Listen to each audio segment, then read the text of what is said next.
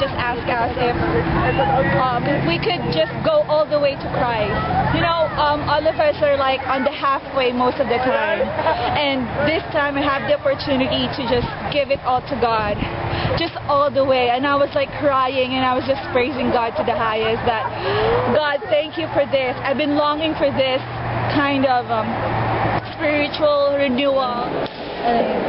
He was saying that like, what if you're getting married and then the bride just came halfway at the aisle and just let that groom down. And Bob said that he'd much rather have the bride not walk the aisle than go halfway, and that's what, like, God would rather have us not go than go halfway. And I was thinking that, okay, if I'm going halfway right now, then what's the point? What's the point in doing it just up to there? You either do it or you don't do it at all. This is JJ, and I learned from the message that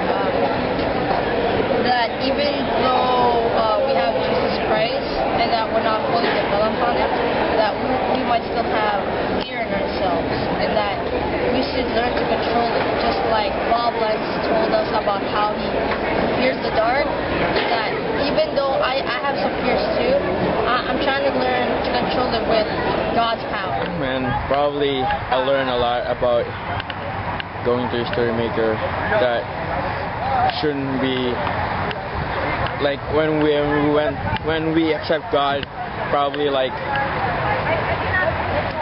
we shouldn't have fear in ourselves. We must be fearless. So like being a Christian is not only the beginning. I mean, not the end, but that's only the beginning. Before I went to History Makers, I asked God what He wants me to do, and I guess He asked me to minister to the youth in my family in faith, and He's asking me to challenge and step up as a leader, and this is what I've been praying to do this whole week. When Bob Lentz, like, he started talking about how heaven is a better place, I asked myself why, and then he started talking about how heaven is better than money, better than anything. It's a better place, and he said something like, the quote that impacted me the most was, the highest thing on earth is the lowest thing on heaven.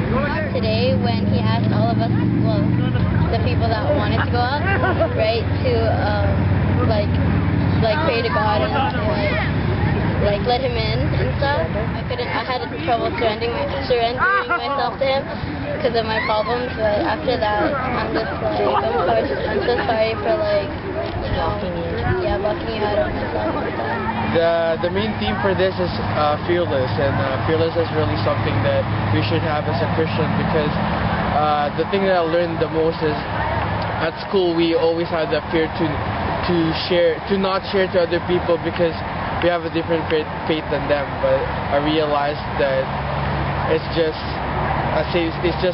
like saving their lives. So it's pretty cool how you can just, you know, if you're fear, then you can't do anything. But if you're fearless, then you can do a lot of things for God. So, and I guess History Makers here, God encountered me in a very, very personal way to take out that fear, to tackle that fear with His love that casts away all fear.